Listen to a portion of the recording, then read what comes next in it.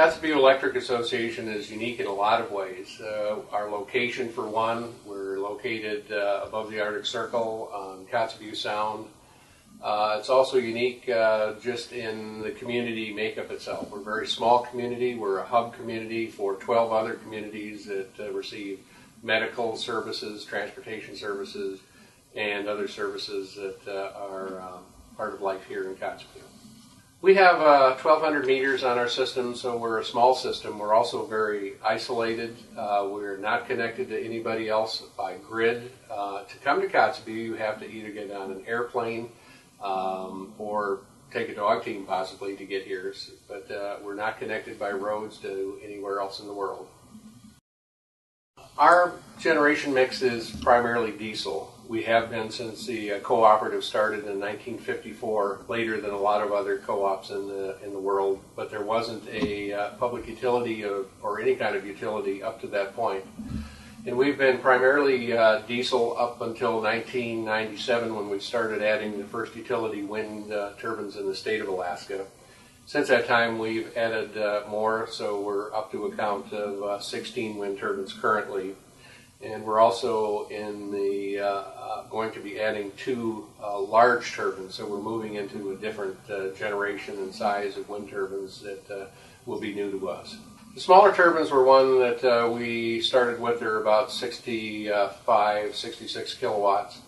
And we started with those as a demonstration to prove that wind technology could work in Alaska and in the cold. And so we had a lot of partners that were interested to see if this could be a feasible technology. And we're now moving into the 900 kilowatt range turbines. We're going to be installing 2 EWT turbines. They're direct drive, and so it's a whole different generation of wind turbine that we're dealing with. The challenges with the wind turbines in the Arctic is mostly foundation related and short construction season.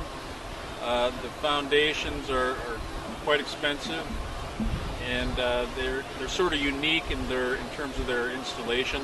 All work is typically done in winter time when the ground is frozen. We're working on tundra. It just takes a little longer when you're working in the cold to get things done. Well, everything's driven by the cost of fuel for Western Alaska. All the rural utilities and communities are powered by diesel.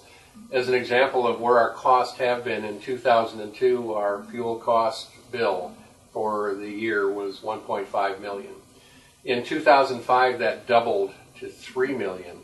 And then 3 years later, it doubled again to $6 million. So we have been experiencing fuel cost changes that have come upon us so rapidly. It's causing a lot of pain in the community as far as people being able to keep up with their bills. They have a wind system here, and actually they're expanding their wind system to 3 times the size. And the problem with wind, of course, is that it goes up and down. And as you can hear in the background, they're running diesel generators right now.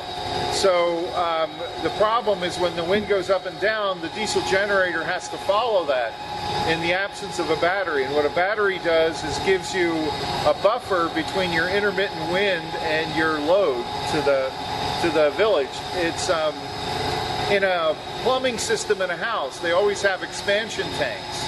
And if your expansion tank goes back, your pipes will slam because there's nothing to compensate between the pressure of your source and the pressure of your house, especially if you're on a well and you have a pump. So this is like an isolated system with a pump, and right now with no battery, the wind can slam the system and essentially be really bad for the diesel engine. And on top of it, you drive the diesel into inefficient regions where the fuel economy isn't very good. So hopefully by putting the battery in there as a buffer, you can collect some of the energy but also smooth out the fluctuations from the wind. It's one of the biggest batteries I've ever seen. Actually, that's not true. In Fairbanks, we have the biggest battery in the world. This is about 1% of the size of that one, but this one is 500 kilowatts and about 2 megawatt hours worth of storage. This is a zinc bromine battery. It's a flow battery. Actually, here you can see the bottom white part are actually tanks where liquid is stored. And then above that, you can just see the edges of the pumps here. That's actually the part where the actual battery is, and the pumps are to pump the fluid from the tanks up into the battery.